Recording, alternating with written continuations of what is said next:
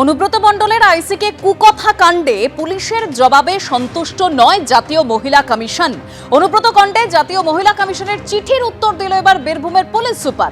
বোলপুর থানার আইসির মা ও স্ত্রীকে কদর্য ভাষায় আক্রমণ। অনুব্রত মণ্ডলের অডিও ভাইরাল হওয়ার পর ডিজিকে চিঠি পাঠিয়েছিল এনসিডব্লিউ। কি পদক্ষেপ করা হয়েছে সেটা জানতে চেয়েছিল মহিলা কমিশন। এবার সেই চিঠির উত্তর দিলেন বীরভূমের পুলিশ সুপার। আর চিঠির উত্তরে খুশি নয় এনসিডব্লিউ, এরকমই জানানো হয়েছে কমিশনের সদস্য অর্চনা মজুমদারের তরফে। আরো তথ্য আপনাদের সামনে রাখবো সরাসরি। আমাদের প্রতিনিধি পার্থপ্রতিম ঘোষ আমাদের সঙ্গে রয়েছেন। পার্থ, দেখো, অনুব্রত মণ্ডলের যে অডিওটি সামনে আসে এবং যে অভিযোগ জমা পড়ে সেই অভিযোগের পরিপ্রেক্ষিতে তুমি জানো জাতীয় মহিলা কমিশন তারা কিন্তু রাজ্য পুলিশের ডিজির কাছে 72 ঘন্টার মধ্যে গোটা বিষয় সম্পর্কে জানতে চান এবং সেই বিষয়ে অনেকগুলো বিষয় সেখানে উল্লেখ করা হয়েছিল। এবং এর পরবর্তীকালে গতকালকে সন্ধেবেলা জাতীয় মহিলা কমিশনের তরফ থেকে যে উত্তর চাওয়া হয়েছিল সেই উত্তরের পরিপ্রেক্ষিতে বীরভূমের পুলিশ সুপার তিনি তার কিন্তু অ্যাকশন টেকেন রিপোর্ট সেটা জমা দিয়েছেন। এবং এক্ষেত্রে গোটা বিষয়টা যেটা সূত্রের খবর, জাতীয় মহিলা কমিশন সূত্রে খবর, সেই অ্যাকশন টেকেন যে রিপোর্ট বীরভূমের পুলিশ সুপার জমা দিয়েছেন সেখানে বলা হয়েছে গোটা বিষয় রিপোর্টটি তৈরি করেছেন বীরভূমের অতিরিক্ত পুলিশ সুপার। এবং সেই পরিপ্রেক্ষিতে যে বিষয় উল্লেখ করা হয়েছে কি ঘটনা ঘটেছিল এবং তার পরিপ্রেক্ষিতে তদন্তই বা কোন পথে।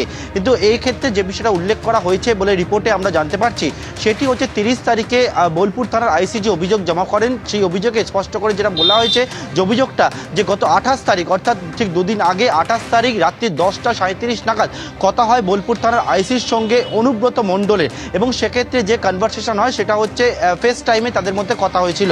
এবং সেই কথা যা যা বিষয় উল্লেখ করা হয়েছে যে অভিযোগে এবং সেই রিপোর্টে উল্লেখ করা হয়েছে সেটা হচ্ছে এই কথা হচ্ছে অত্যন্ত অপমানজনক, অশ্লীল এবং হুমকির সুরে কিন্তু কথা হয়েছিল। তার পরিপ্রেক্ষিতে পুলিশ জানিয়েছে তারা এসডিপিও পদমর্যাদার অফিসারকে দিয়ে গোটা ঘটনা তদন্ত শুরু করেছে। যে পিও অর্থাৎ প্লেস অফ অকারেন্স সেটা তারা ভিজিট করেছে। এছাড়া অভিযোগকারী, এছাড়া ডিউটি অফিসার, এছাড়া রেকর্ডিং অফিসারকে তারা জিজ্ঞাসাবাদও করেছে এবং তাদের স্টেটমেন্ট সেটা রেকর্ড করা হয়েছে তদন্তের স্বার্থে। অন্যদিকে এই যে অভিযোগকারী, ডিউটি অফিসার এবং রেকর্ডিং অফিসার তাকে জিজ্ঞাসাবাদ করা হয়েছে গত 30 এবং 31 তারিখ এই দুদিন ধরে। পাশাপাশি 1 তারিখ আইনজীবী মারফত অনুব্রত মণ্ডল আইনজীবী মারফত তাদের কাছে আসে যে ডকুমেন্ট জমা পড়ে সেখানে হচ্ছে অনুব্রত মণ্ডল অসুস্থ এবং তাকে 5 দিনের জন্য বেড রেস্টের পরামর্শ চিকিৎসক দিয়েছেন। এরপর পুলিশ জানাচ্ছে সেই বেড রেস্টের পরবর্তীকালে যখন সুস্থ হয় অনুব্রত মণ্ডল সেক্ষেত্রে কিন্তু 5 দিন পরেই তাদেরকে আবার নোটিশ আবারও পাঠানো হয় এবং সেই নোটিশের পরিপ্রেক্ষিতে অনুব্রত মণ্ডল সেই দিনকে আসেন এবং হাজিরা দেন। এটা হচ্ছে তাদের অ্যাকশন টেকেন রিপোর্ট অনুযায়ী সেই বিষয়ে হাজিরা দেন এবং জিজ্ঞাসাবাদ করেন সেটা উল্লেখ করা হয়েছে। পাশাপাশি পুলিশ তাদের যে রিপোর্ট পাঠিয়েছে সেই রিপোর্টে বলেছে যে 2টি ফোন এখনো পর্যন্ত তারা বাজেয়াপ্ত করেছে।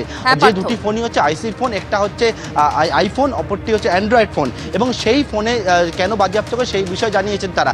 কিন্তু এক্ষেত্রে জাতীয় মহিলা কমিশন তারা জানাচ্ছে পুলিশের এই যে রিপোর্ট সেই রিপোর্টে তারা সন্তুষ্ট নয়। তারা যে বিষয়টা জানাচ্ছে অনুব্রত মণ্ডলকে কেন গ্রেপ্তার করা হলো না বা অনুব্রত মণ্ডলের ফোন কেন বাজেয়াপ্ত করা হলো না সেই বিষয়ে তারা কিন্তু প্রশ্ন তুলছেন এবং প্রশ্ন তুলে ইতিমধ্যে জানাচ্ছেন পরবর্তীকালে কি পদক্ষেপ গ্রহণ করবে জাতীয় মহিলা কমিশন সেটা সিদ্ধান্ত নিয়ে পরবর্তীকালে তারা কিন্তু তাদের যে পরবর্তী স্টেপ সেটা তারা গ্রহণ করতে চলেছেন। দেবস্মিতা, ধন্যবাদ পার্থ।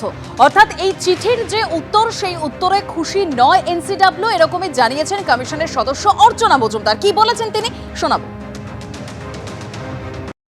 আমরা ঠিক যেরকম চেয়েছিলাম যে 72 ঘন্টার মধ্যে আমাদের অ্যাকশন টেকেন রিপোর্ট পাঠান, পুলিশ সেটা কমপ্লাই করেছে এবং 72 ঘন্টার আগেই আমাদের কাছে উত্তর এসে গেছে বাই এসপি বীরভূম। এটাই নিয়ম। আমরা একেবারেই সন্তুষ্ট নই। আমরা আবার ফার্দার আমাদের চেয়ারপারসনের সঙ্গে আলোচনা করে এরপরে ফার্দার কি স্টেপ অফ অ্যাকশন কিভাবে হবে সেটা আমরা করব এবং বাই মানডে আমরা আবার যা চিঠি লিখতে হলে বা যা করতে হবে ইনস্ট্রাকশন সেগুলো আমরা দেব। আমাদের কতগুলো কথা বলা হয়েছে, যেমন বলা হয়েছে কি ওনারা ফেস টাইমে কথা বলেছেন।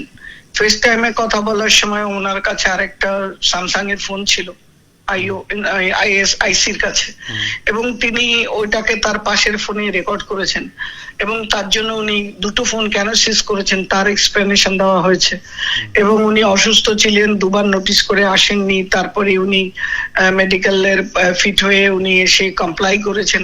তাদের 2 ঘন্টা ধরে না 1 ঘন্টা ধরে কত একটা টাইম মেনশন করা হচ্ছে সেই সময়ের মধ্যে কি কারণে এফআইআর রেজিস্টার করে সেকশনস গুলো পাওয়া গেল না বা তাকে নোটিস করে অ্যারেস্ট করা হলো না, বা তার ফোন কেন সিজ হলো না, বা উনি কোন অবস্থায় বলেছিলেন তার আশেপাশে, সমস্ত ব্যাপারগুলো, এটা যেহেতু মহিলাদের সম্মান এবং সুরক্ষার প্রশ্ন দাঁড়িয়ে আছে সারা দেশের, এটা কোনো অফিসারের স্ত্রী বা মায়ের নয়, এটা পুরো বাংলার মেয়েদের একটা ছোট করা, হেয় করা। সুতরাং আমাদের commission they are very serious about this, এবং এর উপরে যাতে এরকম কথা বলে কেউ আইনের ফাঁক ফোকর দিয়ে বেরিয়ে না যায় সেদিকে আমরা তীক্ষ্ণ নজর রাখবো, এবং আমাদের যা সিস্টেম যা করার সেটা আমরা করবো।